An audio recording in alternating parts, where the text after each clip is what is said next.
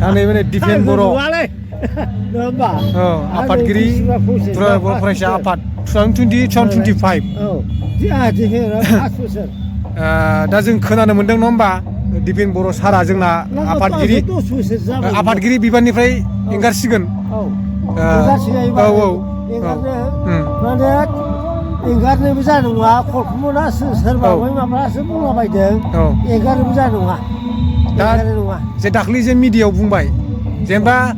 रायजो राजाफ्रा एंगारजानो जा सापर्ट होनांगौ होननानै जेनेबा होनदों आरोखि बिबान एंगारनायनि जेनेबा मावनायनि बेना माबाया जाखाबाय जेनेबा 2025 5 बोसोर एंगारैनि बेना माबाथ' फैखाबाय एंगाराबो जानो हागौ आरो बियो उफाय गैयियाव माने केन्डिडेट मोनैयाव उफाय गैया बेखौ दोनफिननांगौ जायो बेबायदि मोननोबो हागौ मोनफ्लांबायसै मोजां मानसि नङाबा जाखाया गोरों दैदेनगिरिया मोजां दा बेवहायनो जोबथा आरोखि नोंथांमोन नै दिपेन बर'नियाव जोबथा नाथुराम बर' बर'नि बर'आवबो नाथुराम बर'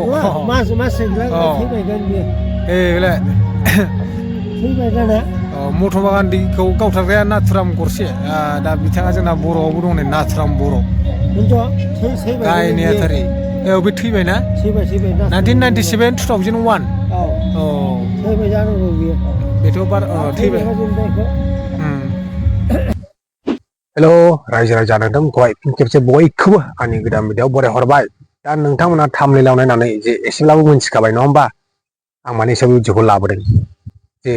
जायखौ जों बर' हारिनि सिनस्रि आफाद होननानै मोनथियो दा दुलाराय बर' फरायसा आफाद दा बेवहाय सोर गाहाय नेहाथारि आरो आफादगिरि बिबान जे मासि लाबोदोंमोन दा नोंथांमोननो कमप्लिट डिटेल्स आं भिडिअ'नि गेजेरजों देखायजोबगोन थांनानै देखायजोबगोन 52 बोसोरसालिया जथुम्मा जे बे जायगायाव जे जोंहा बड'फा नोगोर दतमायाव जे जागासिनो दं दा नोंथांमोना सैथोआ मा भिडिअ'नि गेजेरजों मोनथिगोन दा बेनिखायनो नोंथांमोना नैबे भिडिअ'खौहाय नायग्रोदो आरोखि नोंथांमोननो आङो जे फार्स्ट दुलाराय बर' फरायसा आफादनि जे बिबान मोनजेननाय दा बिथाङा रुंसारि जाबाय आरोखि दा बेयाव नुनो मोनदों नै कनकेश्वर नार्जारि गाहाय नेहाथारिमोन आरोखि दुलाराय बर' फरायसा आफाद 1967-62 गासिबो होजोब्बाय नक्साखौ माने सोरबा बुजिनाय नङा आरो बेखौ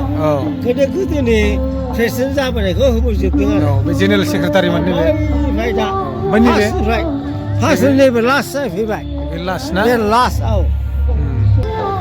राजेन्द्रनाथ ब्रह्म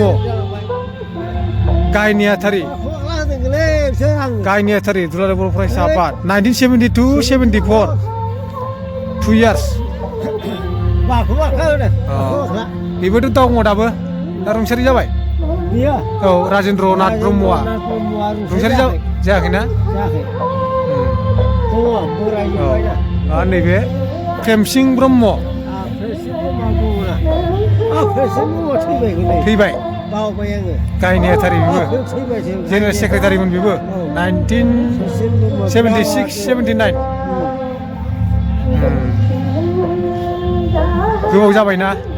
दा नैखौ नायनो नै बेयो जाबाय परमेश्वर ब्रह्म बेबो गाहाय नेहाथारि दुलाराय बर' फरायसा आफाद 1979-81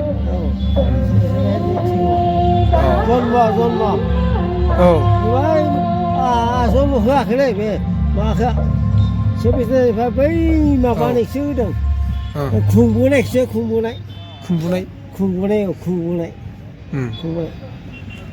बबेनिमोन परमेश्वर ब्रह्मआथ' क'क्राझारनिनो जागोनदां बे दतमानिनो ना दतमानिनो परमेश्वर ब्रह्मआ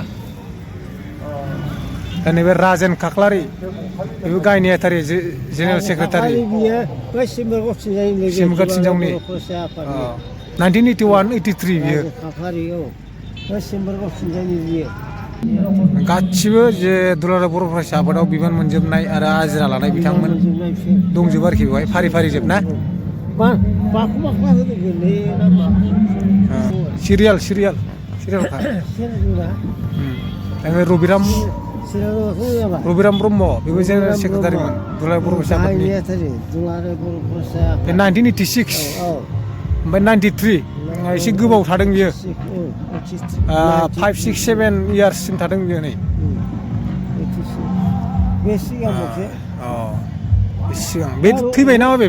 मा बे थैखो ना माखो रबिरामबो माबा बेबो ओरै माबा थिनायलै क'क्राझार माबानि रबिराम ब्रह्मआ रबिराम ब्रह्म हरैनि उदालगुरि ओरै सानजा साइडनि चिरां औ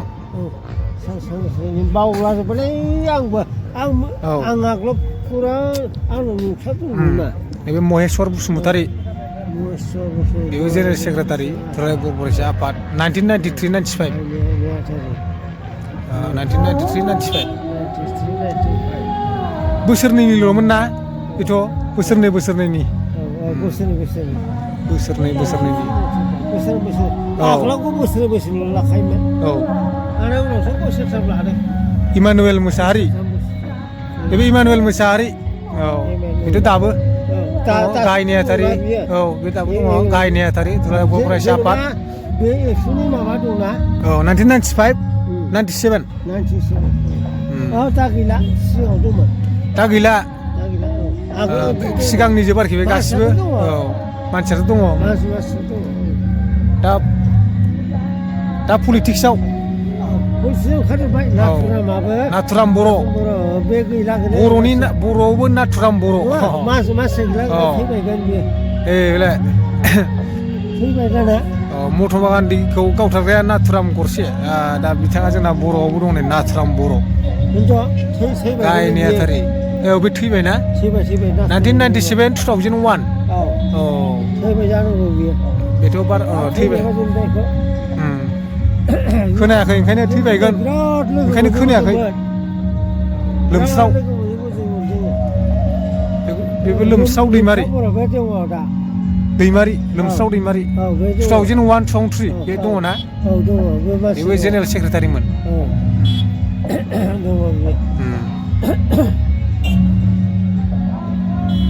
गौतम मुसाहारि गौतम मुसाहारि बेबो दङ ना गाहाय नेहाथारि दुलाराय बर' फरायसा आफाद 2005 2009 दङ बियो मानसिया बे दङ थिगैनो दङ मानसिया जिरन बसुमतारी जेनेरेल सेक्रेटारि बेबो दङ दुलाराय बर' फरायसा आफाद ओरैनो दं थाजोब्बाय 2009 2013 जिरन बसुमतारियाथ' बे MLA खौसो होनाखै नामा माबानि बियो औ ओरैनि MLA नङा दालाय MLA गोलै जिर'ना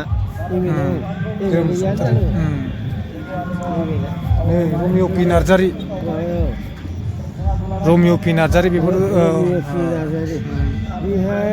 बिथांखौ सिनायखायो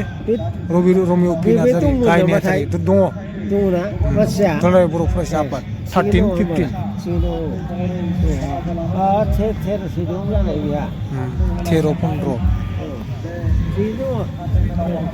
15 लरेन्स इस्लारि गाहाय नेहाथारि दुलाराय फरायसा आफाद 2015 21 5 बोसोर बिसोरना बांसिन आरोखि बिबान लानाया 5 बोसोर बेबो 5 बोसोर 21 25 कनिन्द्र बसुमतारी गाहाय नेहाथारि दुलाराय बर' फरायसा आफाद कनिन्द्र बसुमतारीखौथ' नुबाय थाखायो मानसिया दङ थैखायाखै औ नुबाय थाखायो बेखौ कनिन्द्र बसुमतारी नैबे रबिराम नार्जारि आगोलनि बेबो आफादगिरि बे प्रेसिडेन्टमोन ना 2001 2005 आगोलनो BTC जायैनि सिगांनो बियो मानसिया दङ थैयाखै बेथ' बे औ MLA दङ दा रोनगोरा नार्जारि गाहाय नेहाथारिमोन बेबो दुलाराय बर' फरायसा आफादनि MP दानि MP 2003 2005 रोनगोरा नार्जारि राज्यो सभानि MP ओइ प्रमद बर' आफादगिरि प्रेसिडेन्ट itu tadi प्रेसिडेन्टआ रबिरामजों बेजोंमोन आरोखि प्रेसिडेन्ट दंमोन सिगाङाव 2009 2020 10 बोसोर प्रेसिडेन्ट बांसिन आरोखि बेना बिबान लानाया बांसिन जादों बिबान लानाया 10 बोसोर 20 औ 10 बोसोर 10 बोसोर थांबाय मालाबा नै औ दा नैबे नै दिपेन बर' नङा होमबा आफादगिरि बर' फरायसा आफाद 2020-2025 औ दिपेन 5 बोसोर दा जों खोनानो मोनदों नङा होमबा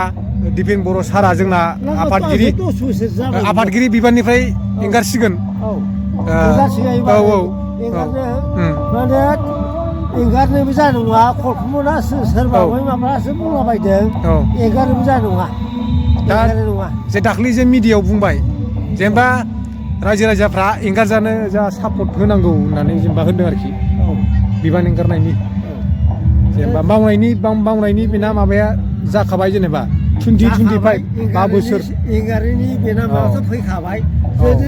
एंगाराबो जानो हागौ आरो बियो उफाय गैयियाव उफाय गैयियाव माने केन्डिडेट मोनैयाव उफाय गैया बेखौ दोनफिननांगौ जायो बेबायदि मोननोबो हागौ मोनफ्लांबायसै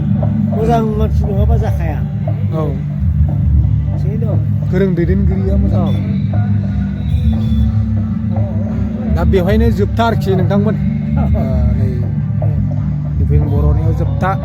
गोदान आपडेट्स दा उनाव मोनोब्ला फोरमायनानै होनोसै दा देखायसै दा गोदान आपडेट्स लाबोनोसै फैयोब्ला बेयाव आङो स्पष्टयै बुंनो नागिरो जे दुलाराय बर' फरायसा आफादनि जे संबिजित बियो 2 बोसोरनि टार्म आङो 2005 मायथाइयाव एबसुआव